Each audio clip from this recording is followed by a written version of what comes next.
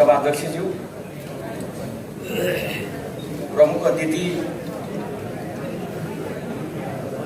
जो केही छिनमा आइपुग्नुहुन्छ, सम्माननीय प्रधानमन्त्री,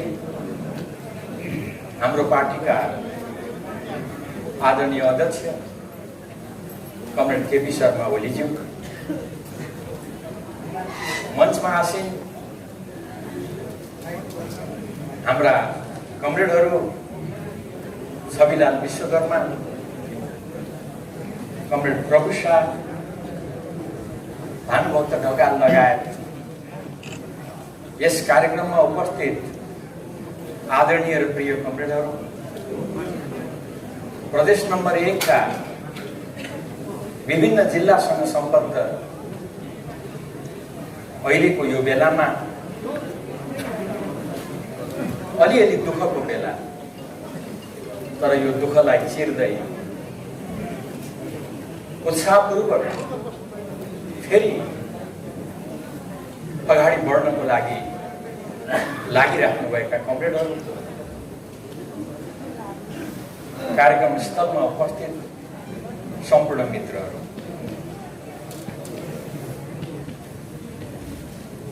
यस कार्यक्रममा योभन्दा अगाडि बोल्ने वक्ता मित्रहरूले, कमरेडहरूले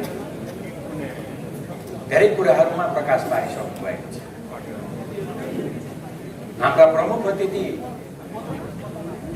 जसको कुरा सुन्न हामी सबै उत्सुक छौँ, पर्खिरहेका छौँ, उहाँको मन्तव्य आउन बाँकी रहेको अवस्था छ। म यहाँहरू समक्ष समसामयिक सन्दर्भका कुराहरू राख्न यहाँहरूबाट अनुमति चाहन्छु। वास्तवमा मलाई हिजो जनआन्दोलनको बेलाको याद आउँछ, यति बेला सम्झना आउँछ। जनआन्दोलनको बेलामा आन्दोलनमा उत्रनको लागि, आन्दोलनमा सहभागी हुनको लागि हामीले आग्रह गर्दा जनताले, दिदीबहिनी दाजुभाइ मित्रहरूले सोध्ने गर्नुहुन्थ्यो, अब तपाईहरू घरिघरि शान्ति स्थापनाको लागि,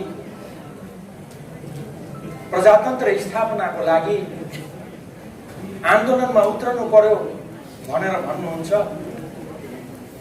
तर कहिले पनि फेरि आन्दोलन गरिराख्नु नपर्ने स्थिति कहिले उत्पन्न हुन्छ, कहिले यो अस्थिरतालाई समाप्त गर्नुहुन्छ? सबैको जिज्ञासा त्यही थियो।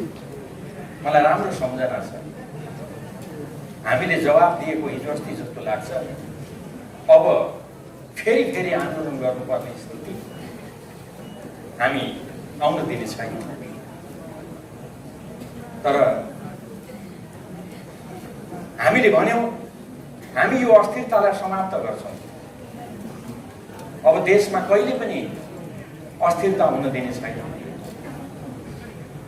हामीले भनेका थियौँ त्यति बेला 5 वर्ष चल्ने सरकार ल्याउँछौँ।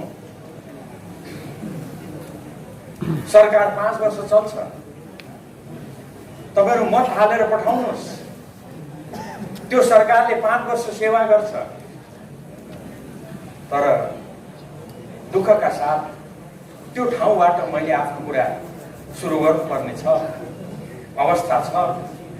जनताले केपी ओलीको आह्वानमा,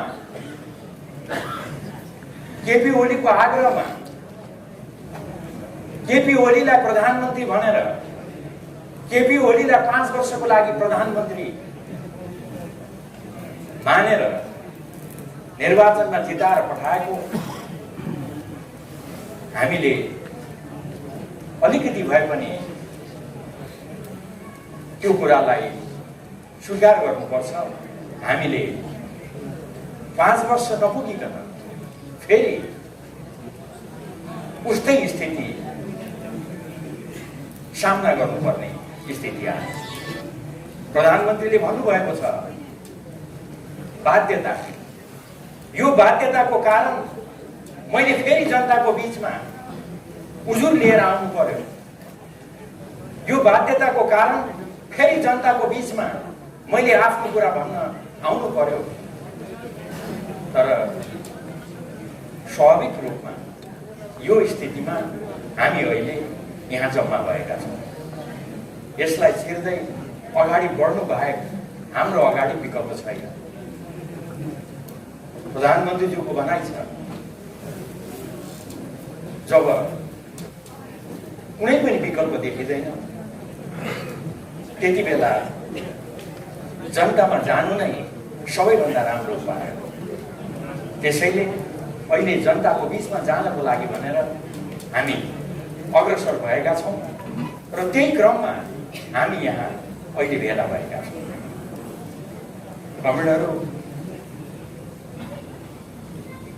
म यहाँको धेरै समय दिन चाहन्छु। हाम्रा सम्मानीय प्रधानमन्त्री पार्टीका अध्यक्ष कमरेड केपी ओली आउँदै हुनुहुन्छ। हामी स्थिरताको लागि काम गरिरहेका छौँ। देशलाई समृद्धिको लागि, समृद्ध नेपाल, सुखी नेपालीको लागि काम गरिरहेका थियौँ। त्यो दिशामा अग्रसर भइरहेका थियौँ। तर यो किन पाछ्य भएर अध्यक्ष केपी ओली, प्रधानमन्त्री केपी ओली भनिराख्नु भएको थियो, म कक्षा दोहोऱ्याउने विद्यार्थी होइन। कम्युनिस्ट पार्टीमा महाधिवेशनबाट नेतृत्व परिवर्तन हुन्छ। तपाईले महाधिवेशनबाट मलाई निर्वाचित गर्नुभयो। त्यो जिम्मेवारीलाई सम्हाल्दै म यहाँ आइपुगेको छु। पार्टीको महाधिवेशन आयोजना गरेर दुई ठुला पार्टीहरूको बीचमा एकता कायम गर्दै यो बिन्दुसम्म आइपुगेर यसलाई यो ठाउँसम्म ल्याएर उपयुक्त समयमा महाधिवेशन गरौँ। आवश्यकता पर्छ भने अलिकति चाँडो महाधिवेशन गरौँ। महाधिवेशन मार्फत म पछिल्लो समयमा उहाँले प्रष्ट शब्दमा भन्नुभएको छ, म नयाँ पुस्तालाई त्यो जिम्मेवारी सुम्पन्छु। छोटकरीमा म कक्षा दोहोऱ्याउने विद्यार्थी भएँ।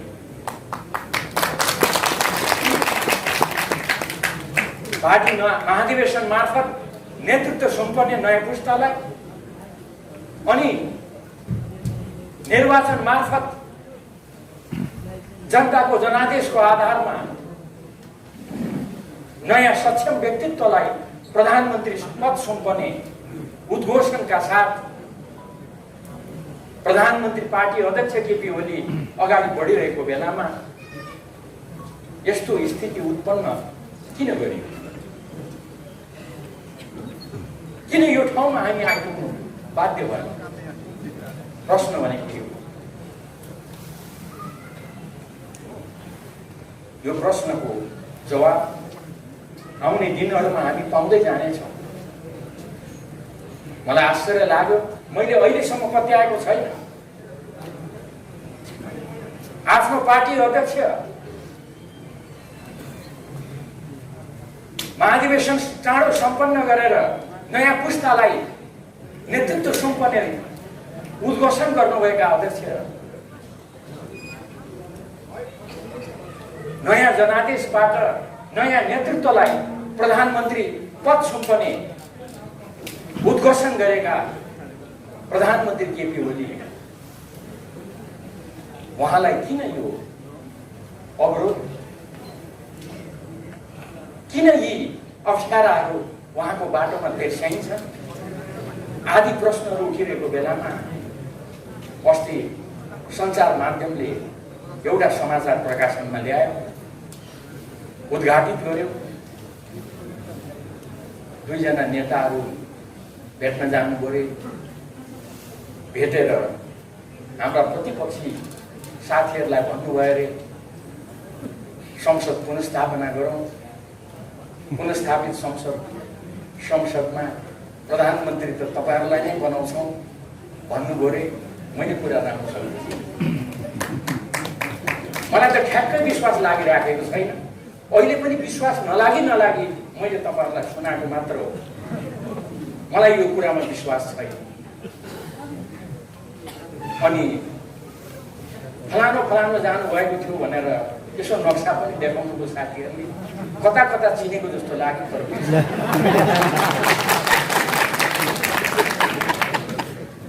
यो कुराहरू भन्न पनि त्यति आनन्द लाग्दैन, मन लाग्दैन। तर मैले नपत्याइ हो कि होइन यसतर्फ यहाँले ध्यान दिइदिनुहोस् न भनेर सम्म मैले यहाँहरू समक्ष यो कोट्याउँदै यो कुरा राखेँ। केपी ओलीलाई अस्वीकार गरेर गर्न खोजिएको के हो? देशले त्यसको जवाब खोजिरहेको छ। मेची महाकाली पार्टी कार्यकर्ता कम्तीले त्यसको जवाब खोजिरहेको छ। त्यसको जवाब चाँडै हामी पाउनेछौँ भन्ने मलाई विश्वास छ। आज योभन्दा बढी अहिले म अरू धेरै कुरा राख्न चाहन्छु। वास्तवमा अहिले यति बेला नेकपा हाम्रा अध्यक्ष कमरेड केपी ओलीको नेतृत्वमा अगाडि बढिरहेको छ। हामीले भनेका छौँ, त्यसबाट देखिन्छ हामी को हो, हाम्रो चाहना के हो। हाम्रो पार्टीको अध्यक्ष, हाम्रो नेकपा पार्टीको अध्यक्ष कमरेड केपी ओली, त्यसका महासचिव कमरेड विष्णु पौडेल हुनुहुन्छ। मैले यो नाम लिनुको विशेष कारण छ, हाम्रा दोस्रा अध्यक्ष कमरेड पुष्पकमल दाहाल प्रचण्ड हुनुहुन्छ, अहिले पनि हुनुहुन्छ। त्यसका वरिष्ठ नेताहरू कमरेड झलनाथ खनाल, माधव नेपाल, हामीले कसैलाई पनि कारबाही गरेर निकालेका छैनौँ, किनभने हामी पार्टी एकताको पक्षमा छौँ। हामीले कसैलाई कारबाही गरेर निकालेका छैनौँ। तर मैले नाम बिर्सेँ, हाम्रा केही साथीहरू त कारबाही गर्दै केपी कमरेडलाई कारबाही गरेर आफै अध्यक्ष हुनु पर्यो। को अध्यक्ष हुनुको नाम बिर्सेँ मैले।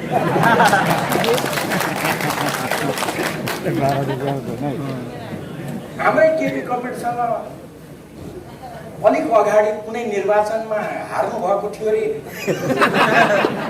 अहिले आएर चाहिँ उहाँले केपी कमरेडलाई निकालेर आफै अध्यक्ष हुनु।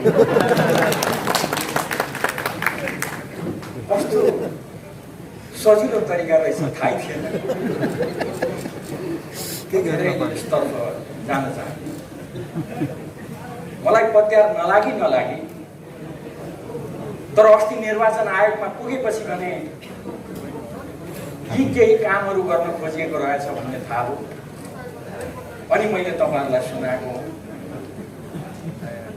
फेरि आज बिहान उठेर अब तपाईँहरूसँग भेट हुन्छ भन्दै खुसी मान्दै आउने तयारी गर्दै थिएँ। फेरि समाचार सुनियो हाम्रो महासचिव विष्णु पौडेललाई पनि कारबाही गर्नुभयो।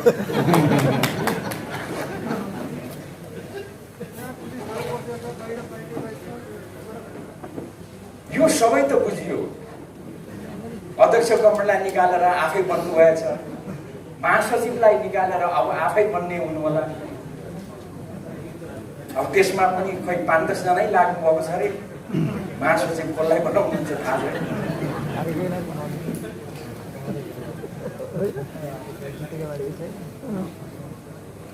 हाम्रा प्रधानमन्त्री केपी ओली उहाँलाई हटाएर चाहिँ सक्दा उहाँलाई हटाएर चाहिँ हामी त तपाईँलाई बनाउँछौँ भनेर पुगेको चाहिँ मलाई अचम्मै लागेको छ। अचम्म लागेको हुनाले फेरि तपाईँहरूलाई सुनाएको छु।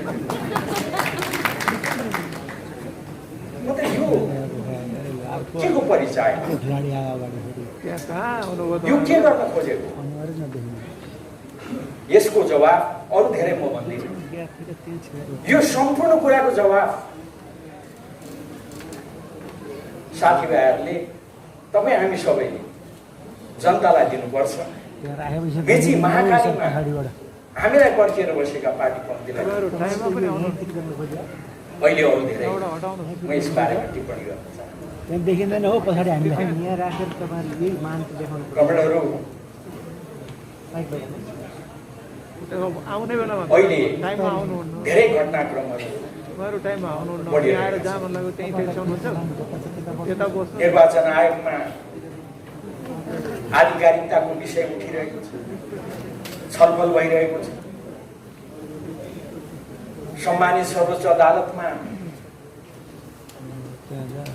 विघटन सम्बन्धी मुद्दा छलफल भइरहेको छ। थुप्रै प्रश्नहरू छन्। यो केपी ओलीको सरकारले विकासका केही पनि काम गरेन, सिंहको भाँचेन भनेर केही साथीहरूले केही विषयहरू उठाइराख्नु भएको छ। अनि यही क्रममा पार्टी अध्यक्ष केपी ओलीलाई हामीले कारवाही गर्यौं भनेर पनि प्रश्न उठाइराख्नु। यो के हो?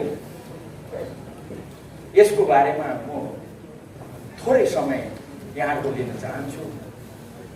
हाम्रा प्रमुख अतिथि कमरेड केपी ओली आइराख्नु भएको छ। उहाँ आइसक्नुभन्दा अगाडि यस बारेमा म केही चर्चा गर्न चाहन्छु। कमरेडहरू, वास्तवमा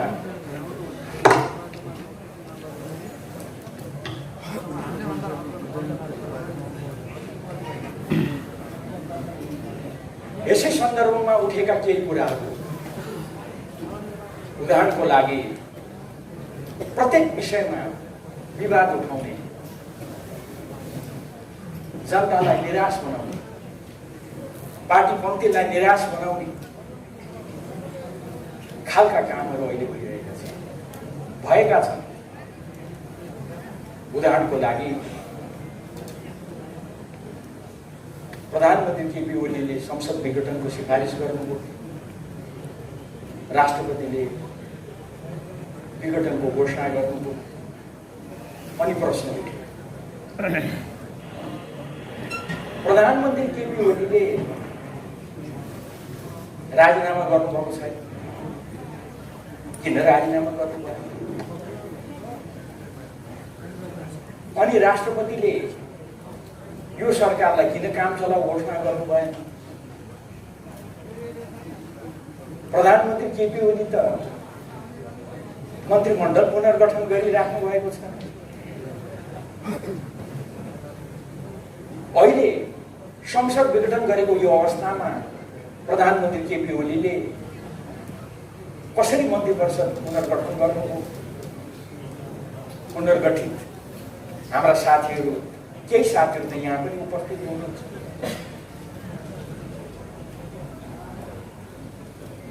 यस्ता प्रश्नहरू मैले उठाइराखेको पाएँ। म तपाईँहरूलाई प्रष्ट शब्दमा भन्न चाहन्छु, हाम्रो अहिलेको संविधानमा यस सम्बन्धमा प्रष्ट एउटा व्यवस्था राखिएको छ। यस बारेमा पनि मुद्दा परेको छ। सर्वोच्च अदालतको यो विचाराधीन छ। त्यसैले यसको धेरै कुराहरू म गर्न चाहन्न, तर एउटा पक्ष तपाईँहरूको अगाडि म राख्न चाहन्छु। यो एकदमै स्वाभाविक कुरा हो। हाम्रो संविधानको धारा 77ले प्रधानमन्त्री रिक्त कति बेला हुन्छन् भनेर लेखेको छ। प्रधानमन्त्री प्रतिनिधि सभाको सदस्य नरहेमा, उहाँले लिखित राजीनामा दिएमा, विश्वासको मत प्राप्त गर्न नसकेमा आदि प्रष्ट शब्दमा लेखेको छ। र 77 को 3 मा लगेर संविधानले के भनेको छ त भन्दा, यसरी पदरिक्त हुन पुगेकोमा अथवा यस्तो अवस्थामा त्यस्तो प्रधानमन्त्री अर्को मन्त्री परिषद गठन नभएसम्म सोही मन्त्री परिषदले आफ्नो कार्य सञ्चालन गर्छ अर्थात् घोषणा भएको निर्वाचन सम्पन्न भएपछि जुन अर्को प्रधानमन्त्री आउँछन् त्यतिन्जेलसम्म यही मन्त्री परिषदले काम गर्छ भनेर, कार्य सञ्चालन गर्छ भनेर हाम्रो संविधानमै प्रष्ट शब्दमा लेखिएको छ। अब यस्तो अवस्थामा यो प्रश्न किन उठाइएको छ मैले बुझेको छैन। म अलिक लाटो नै छु धेरै। अनि त्यति मात्रै होइन, राष्ट्रपतिलाई तानेर राष्ट्रपतिले किन यो नगरेको यो ढङ्गले चर्चा गर्ने प्रयासहरू पनि भएका छन्। त्यसैले यति मात्रै भनेर संविधान बमोजिम यो सरकार अहिले कार्यरत छ, कार्य सञ्चालन गरिरहेको छ। यो सरकारले सबै कुरा गर्न सक्छ। एउटा सरकारले गर्न पाउने सबै काम यो सरकारले गर्न पाउँछ। जुन दिन निर्वाचन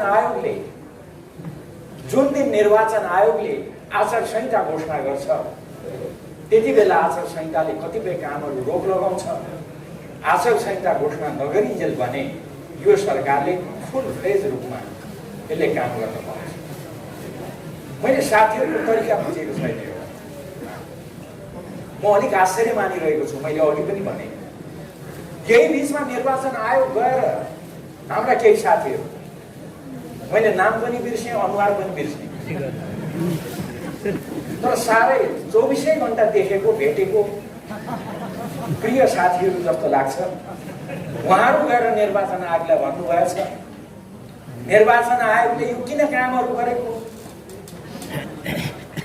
त्यो कामहरू गर्ने सिलसिलामा निर्वाचन आयोग सायद आचार संहिता पनि कुनै पनि बेलामा घोषणा गर्ने अवस्थामा हो। एकातिर साथीहरू केही पनि नगर भन्नुहुन्छ, अर्कोतिर यो सरकारले किन काम गर्यो पनि भन्नुहुन्छ। निर्वाचन आयोगले आचार संहिता घोषणा गरिसक्दा त सायद उहाँहरूले भन्न पाउनुहुन्छ अब आचार संहिता घोषणा भयो, यो सरकारले केही पनि गर्न पाउँदैन भन्न पाउनुहुन्थ्यो होला। आफै निर्वाचन आयोगलाई गएर केही पनि काम नगर भन्नुहुन्छ, फेरि यो काम चलाउ सरकार किन यो काम गरेको पनि भन्नुहुन्छ। त्यसैले किन साथीहरू अलिक कन्फ्युज जस्तो, किन अन्योलमा परेको जस्तो, म यसको बारेमा अरू धेरै टिप्पणी गर्न चाहन्छु। आदरणीय मित्रहरू, यही बेलामा देखिहाल्नु म तपाईँहरूले संवैधानिक इजलास हो कि बृहत इजलास भन्ने पनि विवाद हो। हिजो मात्रै आएर टुङ्गियो। मलाई यही आश्चर्य लागिरहेको छ। निर्वाचन आयोगमा गएर निर्वाचन सम्बन्धी कुनै पनि काम नगर्नु भनेर भन्ने, सर्वोच्च अदालतमा भने इजलासमा भने बृहत इजलास कि संवैधानिक इजलास भनेर यहाँहरूलाई थाहा छ। अहिलेसम्म सर्वोच्च अदालतमा दायर भएका जुन रिट निवेदनहरू छन् त्यो रिट निवेदनहरूको विषयमा सुनवाई सुरु भएको छैन, ढिलाइ गरिएको छ। कसले ढिलाइ गर्यो म त्यतातिर जान्छु, यहाँले बुझ्नै भएको छ। अहिलेसम्म सुनवाई सुरु भएको छैन। भर्खर हिजो बृहत इजलास कि यही संवैधानिक इजलासले मुद्दा हेर्ने भन्नेमा विवाद चल्यो। सामान्य मुद्दा दायर गर्दा थोरै पैसा लाग्छ, संवैधानिक इजलासमा मुद्दा अगाडि बढ्दा 5000 रुपियाँ लाग्छ। उदाहरणको लागि यो संवैधानिक इजलासको मुद्दा भनेर 5000 रुपियाँ पनि बुझाउनु साथीभाइहरूले, अनि फेरि संवैधानिक इजलास कि बृहत इजलास भनेर अहिलेसम्म सर्वोच्च अदालतलाई अड्काउने काम भइरहेको छ। बल्ल हिजो अब टुङ्गियो। आइतबारबाट यो निरन्तर सुरु हुन्छ। एउटा चाखलाग्दो एउटा सामान्य सानो कुरा यहाँहरूलाई म बताउँ है, अनि अगाडि बढ्छु। वास्तवमा कुरा के थियो त भन्दा योभन्दा अगाडि प्रधान न्यायाधीश सुशीला कार्कीजी हुनुभएको बेलामा एउटा सर्वोच्च अदालतले निर्णय गर्यो बृहत बेन्चबाट त्यसले के भन्यो त भन्दा संवैधानिक इजलास तोक्नको लागि जसमा विवाद छ नि यहाँले देखिराख्नु भएको छ त्यो संवैधानिक इजलास कतिजनालाई तोकिन्छ अहिले उहाँले नियम बनाएर सर्वोच्च अदालतले 14 जना प्यानल बनाएको छ न्यायाधीशहरू त्यो 14 जना न्यायाधीश मध्येमा सर्वोच्च अदालतका प्रधान न्यायाधीशले 5 जनाको बेन्च बनाउने भनेर अधिकार कसलाई दिएको छ सर्वोच्च अदालतको प्रधान न्यायाधीशलाई यो कहिले यो आदेश भयो कहिले यो तय भयो टुङ्गो लाग्यो त भन्दा सुशीला कार्कीज्यू प्रधान न्यायाधीश हुँदा त्यति बेला आदेश भएको छ अब अहिले आएर भने त्यही अनुसार अहिलेका प्रधान न्यायाधीशले संवैधानिक इजलास बनाउने भनेर अगाडि बढ्दा होइन बृहत इजलास चाहिन्छ भनेर विवाद उठाइयो तर जे होस् अहिलेसम्मको छलफल बृहत इजलास कि संवैधानिक इजलास भनेर हो हिजो बल्ल टुङ्गियो अब आइतबारबाट यो अहिलेको जुन संवैधानिक इजलास छ त्यसले नै यो मुद्दालाई निरन्तर सुनवाई गर्छ र एउटा टुङ्गोमा पुग्छ स्थिति भनेको यो छ अनि अहिले यही बिचमा धेरै बृहत रूपमा एउटा प्रश्न उठाउने गरेको पाइन्छ होइन निर्वाचन हुन्छ कि हुँदैन निर्वाचन कुन मितिमा हुन्छ प्रधानमन्त्रीज्यू सधैँ भन्नुहुन्छ हामीसँग सधैँ भन्नुहुन्छ निर्वाचन वैशाख 17 गते र वैशाख 27 गते सरकारले जुन सिफारिस गरेको छ जुन घोषणा भएको छ त्यो मितिमा हुन्छ प्रधानमन्त्रीले जसले संसद विघटनको सिफारिस गर्नुभएको उहाँ संसद विघटनको बारेमा बोल्न सक्नुहुन्छ मैले सर्वोच्च अदालतमा विचाराधीन मुद्दाको सन्दर्भको कुरा गरेको किनभने म भनिराखेको छु अहिले पनि भन्छु यो कुरा सर्वोच्च अदालतमा विचाराधीन भएको हुनाले मेरो यसमा धेरै भन्नु छैन है भन्ने गरेको छु तर प्रधानमन्त्रीलाई यो कुरा लाग्दैन किनभने प्रधानमन्त्री स्वयंले संसद विघटनको सिफारिस गर्नुभयो उहाँले भन्न पाउनुहुन्छ भन्न सक्नुहुन्छ मैले यो कारणले संसद विघटन गरेको हो अब के ठिक हो सर्वोच्च अदालतले निर्णय गर्छ तर मैले यहाँ जोड दिनु खोजेको वैशाख 17 गते र वैशाख 27 गते निर्वाचन हुन्छ कि हुँदैन भन्ने कुरामा वैशाख 17 र 27 गते निर्वाचन हुँदैन यो सरकारले गर्दैन भन्ने भ्रम फैल्याएर सर्वोच्च अदालतलाई अनावश्यक दबाब दिने प्रयास भएको छ भन्ने विज्ञहरूको टिप्पणी छ मेरो आरोप होइन यो मेरो भनाइ होइन तर विज्ञहरूको टिप्पणी छ निर्वाचन नै हुँदैन तोकिएको मितिमा निर्वाचन गर्दैन जस्ता भ्रमहरू फैलाएर सर्वोच्च अदालतलाई अनावश्यक दबाब दिने नहुने निर्वाचनको सम्बन्धमा श्रीमान किन अगाडि बढ्ने जस्ता कुराहरू गर्न खोजिएको छ भन्ने कुरा उठेको छ म अरू यसबारेमा थप्न चाहन्छु छोटकरीमा तोकिएको समयमा निर्वाचन गर्नुपर्छ तोकिएको समयमा निर्वाचन हुन्छ भन्ने कुरा म यहाँहरू समक्ष राख्न चाहन्छु वास्तवमा देश त निर्वाचनमा गइसकेको छ मैले अन्यथा भन्नु खोजेको होइन स्वयं हेर्नुहोस् प्रतिपक्ष निर्वाचनमा गइसकेको छ हाम्रा प्रमुख प्रतिपक्षको कार्यक्रमहरू हेर्नुहोस् न यहाँ उहाँहरूका विरोधका कार्यक्रमहरू आन्दोलनका कार्यक्रमहरू प्रतिपक्षले सरकारको कदमको बारेमा चर्चा गर्नु टिप्पणी गर्नु त्यसलाई अन्यथा मान्नु हुँदैन यो उहाँहरूको कुरा हो उहाँहरूले यो असंवैधानिक भन्नुभएको छ त्यसको लागि विरोधको कार्यक्रम राख्नु भएको छ त्यो अचम्मको कुरा होइन।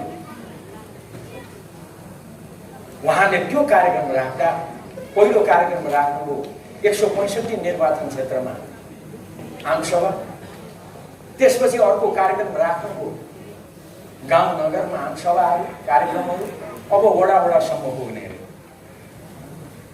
हेर्नुहोस् है, हाम्रा प्रतिपक्षी प्रतिस्पर्धीले त निर्वाचन सम्बन्धी काम त झन्डै भ्याउन थाल्नुभयो। तपाईँ हामी चाहिँ अझै पनि धेरै काम गर्न बाँकी छ। त्यसैले मैले आग्रह गर्न खोजेको के हो त भन्दा सिङ्गो देश निर्वाचनमय हुनेतर्फ अगाडि बढिरहेको छ।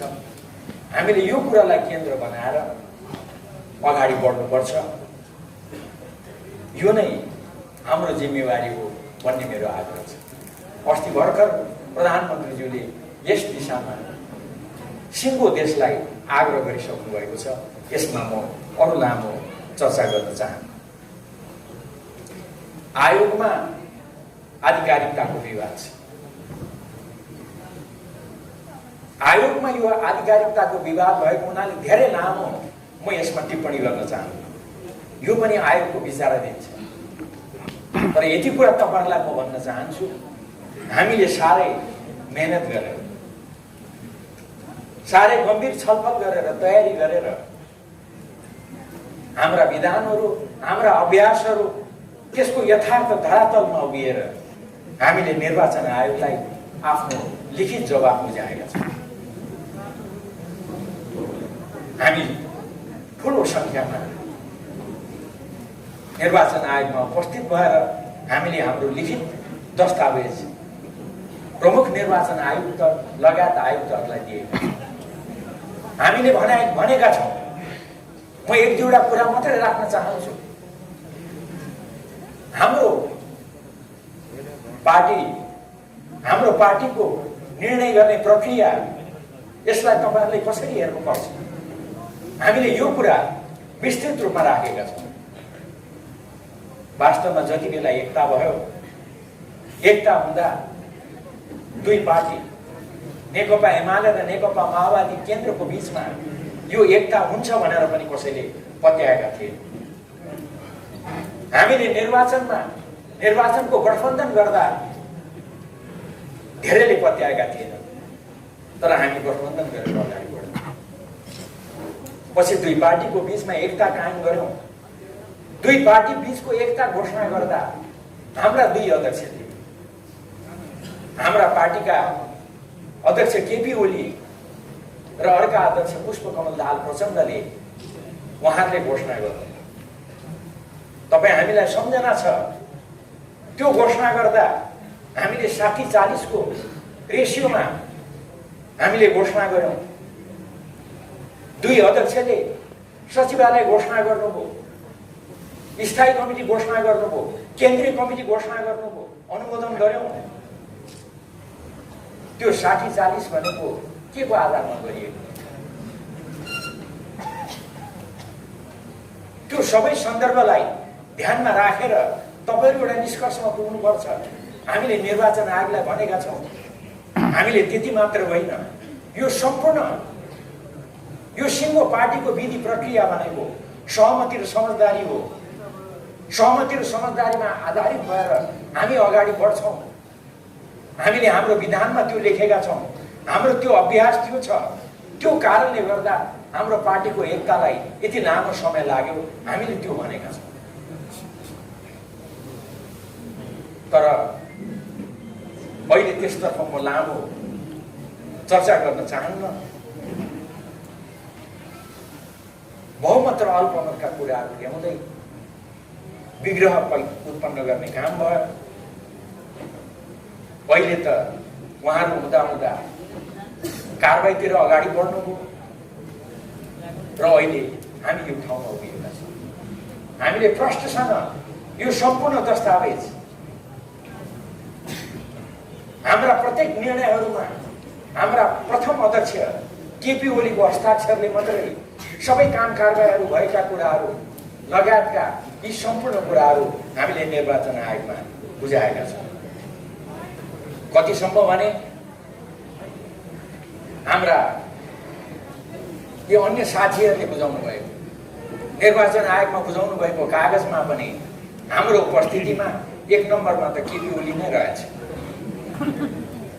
किनभने उहाँ त 1 नम्बरै हो, त्यसमा चाहिँ विवाद भयो। उहाँले बुझाएको कागजमा पनि 1 नम्बरमा केपी ओली छ। अनि मैले अन्यथा उहाँहरूलाई जिस्काउनु खोजेको होइन। महासचिव त रहँदै रहन्छ, उहाँहरूले बुझाएको कागजमा महासचिव त छँदै रहेनछ। अचम्म होइन, अब छैन, छँदै छैन, कहाँबाट ल्याउने। त्यसैले हाम्रो भनाइ छ प्रथम अध्यक्ष केपी ओली, महासचिव विष्णु पौडेल जहाँ छ त्यहीँनिर पार्टी छ। अघि कमलले भन्नुभयो जहाँ केपी ओली त्यही हाम्रो पार्टी, सही हो। तर मैले महासचिव किन जोडेँ त भन्दा हाम्रो विधान बमोजिम पार्टी अध्यक्षको निर्देशनमा, केपी ओलीको निर्देशनमा महासचिवले बैठक बोलाउँछ। महासचिवै नभएको त्यो साथीहरूले कसरी बैठक बोलाएर हाम्रा कमरेड केपी ओलीलाई कारबाही गरिराख्नु भएको छ। हुँदा हुँदा त आज त महासचिव नै निकाल्दैछ। कसरी यो सम्भव छ? हाम्रा बृहत दस्तावेज हामीले निर्वाचन आयोगमा बुझाएका छौँ, तर मुख्यतः यही कुराहरूमा आधारित भएर हामीले गरेका छौँ। हामीले प्रश्न उठाएका छौँ, पार्टीको लागि, नेकपाको लागि पार्टी महाधिवेशन ठुलो हो। पार्टी महाधिवेशनबाट निर्वाचित भएर आएका केपी ओली, अर्को पार्टीको महाधिवेशनबाट निर्वाचित भएका पुष्पकमल दाहाल प्रचण्ड, उहाँहरूले एकताको घोषणा गर्नुभयो। एकता नटुङ्गिजेलसम्म महाधिवेशन पनि एकताको महाधिवेशन हुन्छ, सहमति र समझदारीको महाधिवेशन हुन्छ भनेर घोषणा गरिएको छ। तर यो अचानक कहाँबाट केपी ओलीलाई निष्कासन गर्दै, कारबाही गर्दै, त्यति बेला निर्वाचित महाधिवेशनमा केपी कमरेडसँग निर्वाचन लडेर हार्नुभएका साथी पो अचानक अध्यक्ष हुनु गयो भन्ने यो समाचार साँच्ची नै हो? निर्वाचन आयोगमा हामीले सोध्यौँ, यहाँले कुरा बुझिहाल्नुभयो। त्यसैले यही आधारमा आधारित भएर पार्टीको आधिकारिकताको विषय टुङ्गिनुपर्छ। यसमा अन्यथा हुन सक्दैन। हुन त साथीभाइहरूले यो हाम्रो पक्षमा भएन भने आधी बेरी आउँछ भन्नुभएको छ। कसले भन्नुभयो त्यो चाहिँ बिर्सेँ मैले।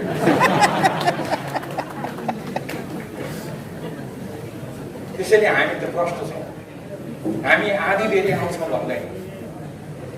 हाम्रो विधान बमोजिम, हाम्रो अभ्यास बमोजिम, देशका संविधान, कानुन, प्रक्रिया बमोजिम हामीले आधिकारिकता पाउने बाहेक त्यसको अर्को विकल्प छैन।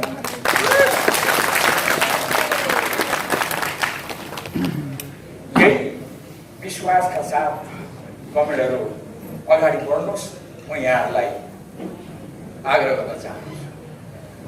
अब विघटनको प्रसङ्ग छ, म लामो जादिनँ।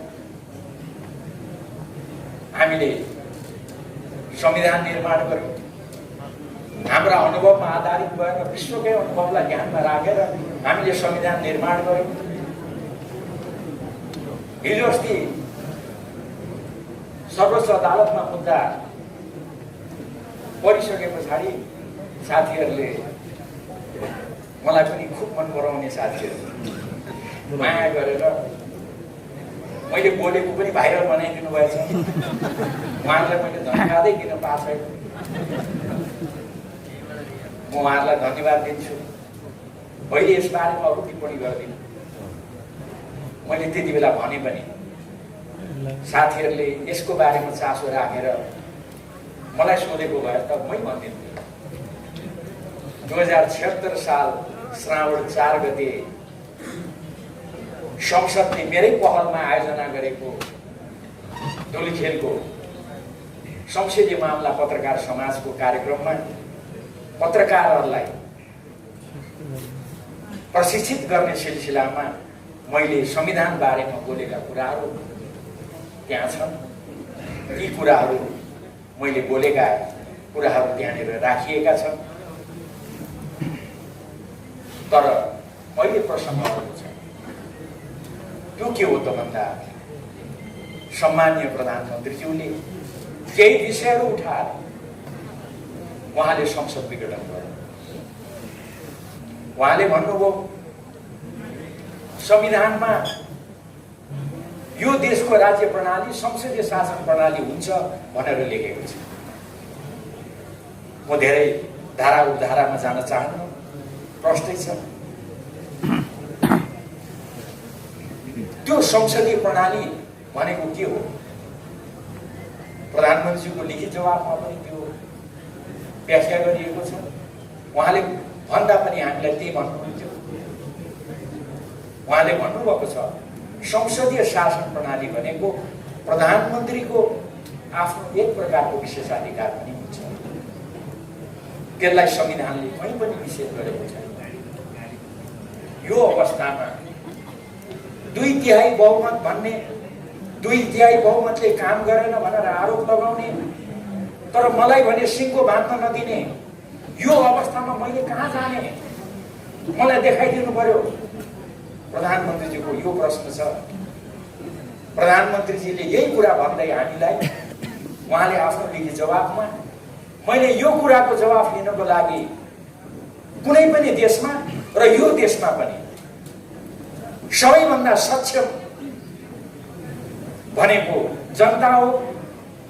लोकतन्त्रमा जनता नै सबैभन्दा निर्णायक हुन्। त्यसैले मलाई परेको यो अप्ठ्यारो, मसँग यत्रो बहुमत हुँदाहुँदै पनि मलाई काम गर्न नदिएको, सिङ्गो बाँध्न नदिएको यो कुरा लिएर म जनताको बिचमा जान्छु भनेर उहाँले जनतामा जाने निर्णय गर्नु। उहाँले यही भन्नु। अब जनतामा जाने निर्णय गर्नु बेठिक हो, जनतामा जानु बेठिक हो भनेर कसैले भन्नुहुन्छ भने अब त्यसको बारेमा अहिले म धेरै चर्चा गर्दिनँ। अब चुनाव हुँदा जनताले फैसला गर्नुहुन्छ। जनतामा जान्छु भन्नेलाई जिताउने कि जनतामा जानु हुँदैन भन्नेलाई जिताउने, त्यो त जनताको निर्णयको कुरा हो। अहिले यसबारेमा धेरै चर्चा गर्दैन। त्यसैले अहिले यी प्रश्नहरू छन्। यो प्रश्नहरूको बारेमा सम्मानित सर्वोच्च अदालतमा विचाराधीन छ यो विषय। त्यसैले यो विषयमा म अहिले बोल्दिनँ है। यो विषयमा सर्वोच्च अदालतले फैसला गरेको भोलिपल्ट मात्रै बोल्छु है भनेर मैले बोलेको भनेको, त्यसमा म कायम छु। म मौन होइन, मैले यति कुरा बोलेको छु। त्यसैले सम्मानित सर्वोच्च अदालतले यसबारेमा अब चाँडै निर्णय गर्ला। त्यो निर्णय अनुसार हामी सबैले अगाडि बढ्नुपर्छ भन्ने कुरामा विवादै छ। म यसमा यति मात्रै चर्चा गर्न चाहन्छु। वास्तवमा संविधानमा एउटा कुरा अर्को पनि प्रश्न छ। त्यो के हो त भन्दा सर्वोच्च अदालतमा विचाराधीन यस्ता विषयहरूमा संसदमा पनि छलफल हुँदैन। संसदमा समेत पनि छलफल गर्न पाइँदैन, संविधानमा लेखेको छ। तर मैले यसो देखेँ, सञ्चार माध्यमका साथीहरूलाई धन्यवाद। हाम्रा पूर्व प्रधानमन्त्रीहरू छातीमा प्ले कार्ड झुन्ड्याएर म यहाँ छु, अङ्ग्रेजीमा पो त फेरि आइम हियर। कसैले चाहिँ यो धम्की दिएको भने मैले त धम्की दिएको भन्दिनँ, म यहाँ छु भनेर उहाँहरूले देखाउनु भएको। तर सर्वोच्च अदालत जहाँ मुद्दा परिरहेछ त्यसैको मुनि गएर चाहिँ म यहाँ छु भनेर चाहिँ किन देखाएको मैले बुझ्न सकेको छैन। त्यसो गर्नुहुन्छ कि हुँदैन? यो लगायतका विषयहरू छन्।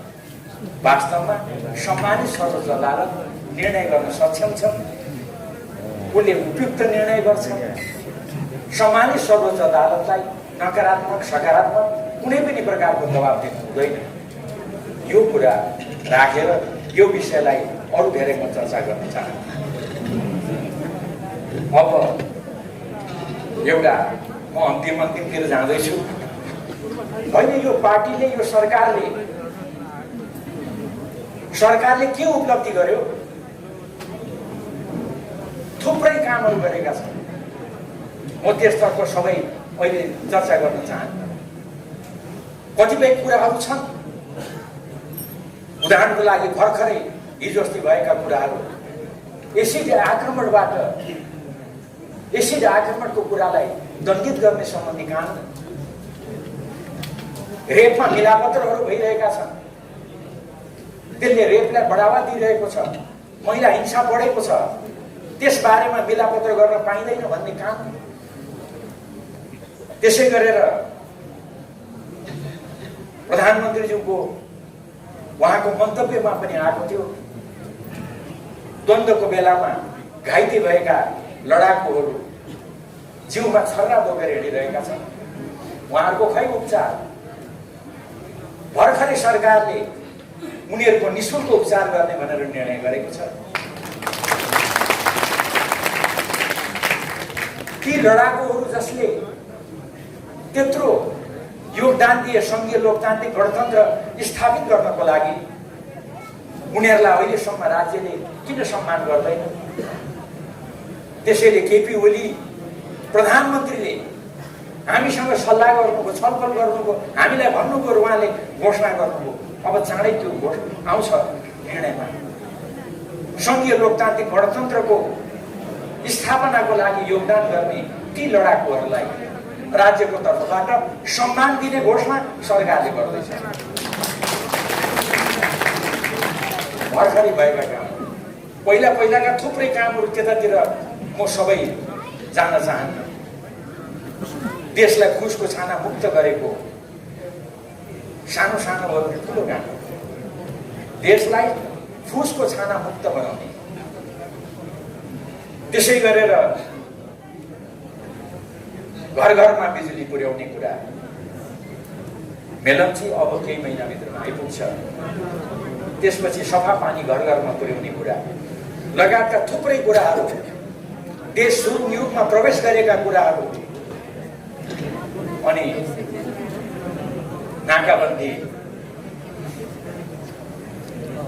नाकाबन्दीको अवस्था त म यति मात्रै चर्चा गर्न चाहन्छु। त्यति बेला हामीले नाकाबन्दी सहन गर्नु पर्यो। त्यो नाकाबन्दी लगाएको बेलामा झन्डै 5 महिना नाकाबन्दी लगाउँदा कमरेड केपी ओली नै प्रधानमन्त्री हुनुहुन्थ्यो। अब अहिले त्यो काम केपी ओलीले तपाईँ हामीले गर्दा के ठुलो काम गर्यो र भन्ने पनि साथीहरू हुनुहुन्छ छेउछेउमा। मान्छे चाहिँ म बिर्सिहाल्छु फेरि। तर म तपाईँहरूलाई यो कुरा कस्तो हो भनेर प्रश्न हुनको लागि एउटै मात्रै स्थिति बताउँछु। त्यो नाकाबन्दीलाई नाकाबन्दी भन्न नसक्ने अवस्था थियो। तपाईँहरूलाई सम्झना छ, त्यति बेला केही दलले, केही साथीहरूले दक्षिणी सिमानामा देखा परेको असहज अवस्था भन्ने गर्छ। नाकाबन्दी पनि भन्नुहुन्न थियो, दक्षिणी सीमामा देखा परेको असहज अवस्था हामीले बुझेका छौँ भन्नुहुन्थ्यो। तर प्रधानमन्त्री केपी ओलीले नाकाबन्दीलाई नाकाबन्दी भन्नुभयो। भारतले निम्ता गर्दा पहिला नाकाबन्दीलाई सहज बनाऊ, मेरा जनता सहज नभइकन म भारतको यात्रा आउन सक्दिनँ भनेर भन्नुभयो। र नाकाबन्दी फर्काइए पछाडि, त्यसलाई अन्त गरिए पछाडि मात्रै उहाँ भारत भ्रमणमा जानुहुन्छ। अहिले त्यसैलाई निरन्तरता दिँदै अहिलेको सरकारले त्यसलाई जोड्दै निरन्तरता दिँदै यही सरकारको बेलामा घोषणा भयो, चीनका राष्ट्रपति सी जिनपिङ आउँदा उहाँले भन्नुभयो नेपाललाई ल्यान्ड लिङ्क गर्नको लागि हाम्रो सहयोग रहेको छ, रहन्छ, उहाँले घोषणा गर्नुभयो। अर्थात् अब नेपाल कहिले पनि कसैले पनि चाहेर नाकाबन्दीमा पर्न सक्दैन, यो स्थिति उत्पन्न भयो। तर नेपालको सम्मान बढाउने काम भयो। म धेरै समय लिन्न, सार्वभौमिकता बराबरै हुन्छ। सानो र ठुलो हुँदैन। चीन ठुलो देश, भारत ठुलो देश, हामी नेपाल सानो, त्यो हुँदैन। हिजो अस्ति भर्खर एउटा न्युजले हाम्रा प्रधानमन्त्रीलाई सोधेको तपाईँले सुन्नुभयो होइन? हामी ठुलो दाइ हौँ भनेर प्रधानमन्त्रीको मुखबाट भनाइ माग्न कति कोसिस गरे गए, प्रधानमन्त्रीले मान्नु भएन। हाम्रो प्रधानमन्त्री सकारात्मक असल सिद्धि गर्नुहुन्छ नि, साह्रै छोड्नु त कति कोसिस गर्यो तर दाइ भनिदिए त के र भन्दै भन्नुभयो। उहाँले पटक पटक दोहोऱ्याउनु भयो, देश साना हुन सक्छन्, ठुला हुन सक्छन्, सार्वभौमिकता सानो र ठुलो हुँदैन, बराबर हुन्छ। यो कति दिनसम्म, अहिलेसम्म भारतमा, भारतीय सञ्चार माध्यममा नेपालका प्रधानमन्त्रीको चर्चा छ। हाम्रो सम्मान यसले बढ्यो कि बढेन? म यसलाई अरू धेरै भन्दिनँ, तर साह्रै विधि प्रक्रियाको कुरा गर्ने हाम्रो साथीहरूले ठ्याक्क यही बेलामा हाम्रा प्रधानमन्त्री पार्टीका अध्यक्ष केपी ओलीलाई कारबाही गर्नु पर्यो, अध्यक्षबाट हटाउनु पर्यो, अरू केबाट हटाउनु भयो। मैले सुन्दै थिएँ केन्द्रीय कमिटीबाट रे, कताबाट रे। पार्टी अध्यक्ष केपी ओलीलाई यो कारबाही किन गरियो? के को लागि गरियो? अहिले जिज्ञासा छ, प्रश्नहरू छन्। होइन, नेपालको नक्सा जहाँ चुच्चो थिएन त्यो नक्सामा चुच्चो जोडेको हुनाले लिम्पियाधुरा हाम्रो हो, हामी छोड्दैनौँ भनेर लिम्पियाधुरालाई नेपालको नक्सामा जोडेर कुनै पनि हालतमा यो नक्सा पारित गर्नै पर्छ भनेर सर्वसम्मतिबाट त्यो नक्सा बनाए बापत केपी ओलीलाई कारबाही गरिएको हो? प्रश्न। त्यसै गरेर छिमेकी ठुला देशहरूलाई होइन दाइ भन्नुपर्ने, टेर्ने होइन नि त केपी ओली, दाइ भनेन। त्यही दाइ नभने बापत केपी ओलीलाई कारबाही गरिएको हो? जवाफ त आउनु पर्यो नि। यही बेलामा किन कारबाही गरिएको छ? त्यसै गरेर केपी ओलीले भने साना ठुला हुन सक्छौँ हामी, तर हामी बराबर हौँ, बराबर सार्वभौमिकता छ। त्यसो भने बापत, हामी बराबरै छौँ भने बापत उहाँलाई कारबाही गरिएको हो? प्रश्न। अनि ठुला दाइले लगाएको नाकाबन्दी त हो, यो नाकाबन्दी त नाकाबन्दी पनि होइन, यसले त साह्रै आनन्द पायो त भनेर धन्यवाद भनेर केपी ओलीले नभनिकन यो हामी विरुद्धको ज्यादती हो, तिमीले यसलाई सहज नबनाइकन तिम्रो देशको भ्रमण आउँदिन भनेर केपी ओलीले भने बापत उहाँलाई कारबाही गरिएको हो? प्रश्नका प्रश्न छन् नि त, यसको उत्तर त आउनु पर्यो नि। अनि कहिले पनि नाकाबन्दी नलाग्ने व्यवस्था गरे बापत केपी ओलीमाथि कारबाही गरिएको हो? संक्षेपमा नेपालको आत्मसम्मान बढाए बापत केपी ओलीलाई कारबाही गरिएको हो त? यसको उत्तर साथीभाइहरूले दिनुपर्छ। अनि नेपाली जनतालाई सपना देखाएर उहाँमाथि खुब आलोचना थियो, तर उहाँका सपनाहरू जब विपनामा परिणत हुन थाले अनि त्यसपछि अलिक त्यो आलोचना अलिक मत्थर भयो। नेपाली जनतालाई यसरी सपना देखाएर विश्वास जागृत गराउने गराए बापत केपी ओलीलाई अहिले कारबाही गरिएको हो? नेकपाले किन कारबाही गर्यो? केही साथीहरूले त्यसको उत्तर दिनुपर्ने स्थिति हुन्छ। अनि मैले अघि नै भने लडाकुहरूको निःशुल्क उपचार, लडाकुहरूले सङ्घीय लोकतान्त्रिक गणतन्त्रप्रति गरेको जुन उनीहरूको भूमिका छ त्यसलाई सम्मान गर्छु भने बापत उहाँलाई कारबाही गरिएको हो के हो? यो सम्पूर्ण विषयहरू अहिले उठेका छन्, यसको जवाब आउनुहुन्छ। म अब अन्तिममा एसिड रेन इत्यादि पनि भने त्यस बापत कारबाही हो। तर एउटा कुरा चाहिँ म एक दुई दिन अगाडिदेखि प्रष्ट भएको छु है, तपाईँहरूलाई यति कुरा चाहिँ मैले सेयर गर्छु। सम्मान्य प्रधानमन्त्रीज्यू, मैले पनि सिद्ध्याउन आँटे ठ्याक्कै सम्मान्य प्रधानमन्त्री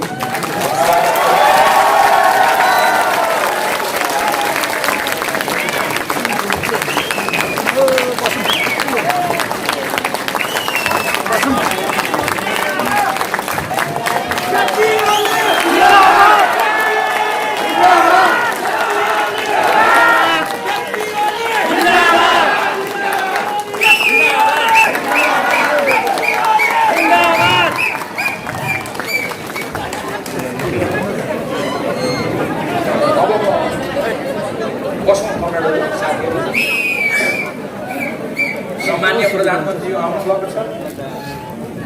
उहाँलाई भर्खरै हामीले स्वागत गर्यौँ। एकपटक मजाले थपडी बजाएर स्वागत गर्यौँ।